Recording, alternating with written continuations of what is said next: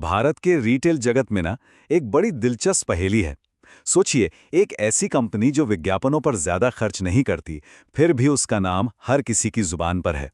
जी हाँ, बात हो रही है डी मार्ट की।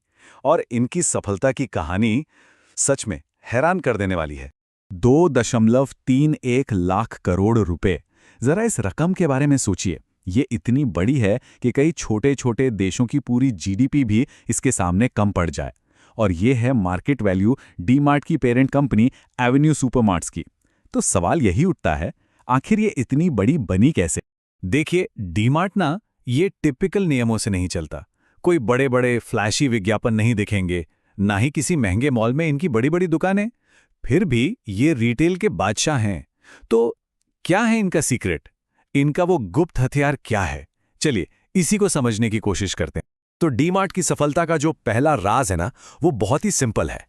अविश्वसनीय रूप से सरल, लेकिन उतना ही शक्तिशाली। ये एक वादा है जो हर ग्राहक से किया जाता है। देखिए, ज्यादातर स्टोर्स क्या करते हैं, डिस्काउंट और सेल का एक तरह से लालच देते हैं। आज 50% ऑफ, कल 70% ऑफ। ये एक रोलर कोस्टर की सवारी जैसा है। पर डी-मार्ट का खेल ही अलग है। वो कहते हैं, हमारे यहां हर दिन पूरे साल कम कीमतें मिलेंगी। एक स्थिर, भरोसेमंद वादा। कोई तामझाम नहीं, कोई नौटंकी नहीं, सिर्फ असली वैल्यू। और इसी से बनता है भरोसा। जरा सोचिए, जब किसी को पता हो कि जब भी वो खरीदारी करने जाएंगे तो उन्हें हमेशा सबसे अच्छी डील ही मिलेगी। यही वो विश्वास है जो डी-मार्ट ने बनाया है। और इसी वजह से लोग बार बार वही जाना पसंद करते हैं। ठीक है, तो ये बात तो साफ हो गई कि कम कीमतों से ग्राहकों को खुश रखा जाता है। लेकिन असली जादू तो अब शुरू होता है। सवाल ये है कि इतनी कम कीमतें रखने के बावजूद ये इतना ज्यादा पैसा कमाते कैसे हैं? चलिए अब इनके ऑपरेशनल सीक्रेट का पर्दाफाश करते हैं। डी मार्ट की जो प्रॉफिट बनाने की मशीन है ना, वो 3 मजबूत पिलर्स पर खड़ी है। पहला, वो महंगे किराए से बचने के लिए ज्यादातर अपने स्टोर्स के मालिक खुद होते हैं। दूसरा, वो अपने सप्लायर्स को, मतलब जिनसे माल लेते हैं, उन्हें फटाफट पेमेंट कर देते हैं, जिससे उन्हें बेहतर डील्स मिल जाती हैं। और तीसरा, वो सिर्फ वही सामान रखते हैं जो हाथों हाथ बिक जाता है। ये एक बहुत ही स्मार्ट और किफायती तरीका है लागत घटाने का। और इसका सबूत ये आंकड़े हैं। ये दिखाते हैं कि डी-मार्ट अपना सामान कितनी तेजी से बेचता है। सोचिए, 2024 में उन्होंने अपना पूरा का पूरा स्टॉक 12 से भी ज्यादा बार बेचा और फिर से भर दिया। ये बिल्कुल एक घड़ी की तरह काम करता है। इससे ये पक्का हो जाता है कि उनका पैसा शेल्फ पर पड़े पड़े धूल नहीं फांग रहा। और जब ऑपरेशन इतने एफिशिएंट हो तो उसका सीधा असर रेवेन्यू पे दिखता है। ये जो कमाल की एफिशिएंसी है, वो सीधे सीधे रेवेन्यू ग्रोथ में बदल जाती है। इस चार्ट में साफ नजर आ रहा है कि पिछले कुछ सालों में उनकी ग्रोथ कितनी जबरदस्त, मतलब विस्फोटक रही है। लेकिन यहां एक बहुत जरूरी बात है, सिर्फ बड़ी होना काफी नहीं होता। डी-मार्ट मुनाफे के साथ बड़ी हो रही है। उनका प्रॉफिट भी उनके रेवेन्यू के साथ साथ आसमान छू रहा है। और ये एक बहुत ही स्वस्थ, एक हेल्दी बिजनेस की निशानी है। तो सवाल ये है कि इस सबके पीछे दिमाग किसका है? इस पूरी अनोखी रणनीति के पीछे का दर्शन क्या है? इसका जवाब छिपा है कंपनी के संस्थापक में, राधाकिशन दमानी। राधाकिशन दमानी कोई आम रिटेलर नहीं है।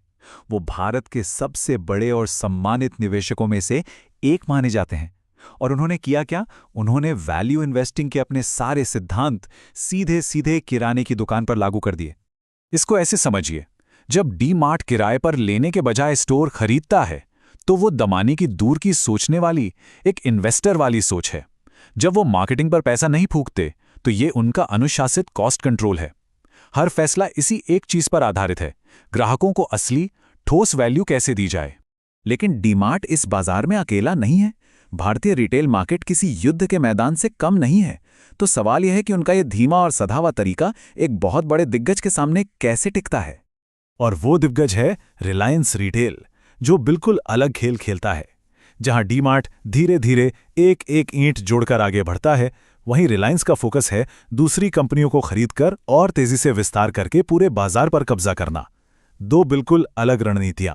इसमें कोई शक नहीं कि रिलायंस रिटेल साइज में बहुत बड़ा है, डी-मार्ट से लगभग 2.5 गुना बड़ा। लेकिन जैसा कहते हैं, साइज ही सब कुछ नहीं होता। डी-मार्ट का जो फोकस मुनाफे पर है, वो उन्हें ज्यादा फुर्तीला और एक मजबूत प्रतियोगी बनाता है।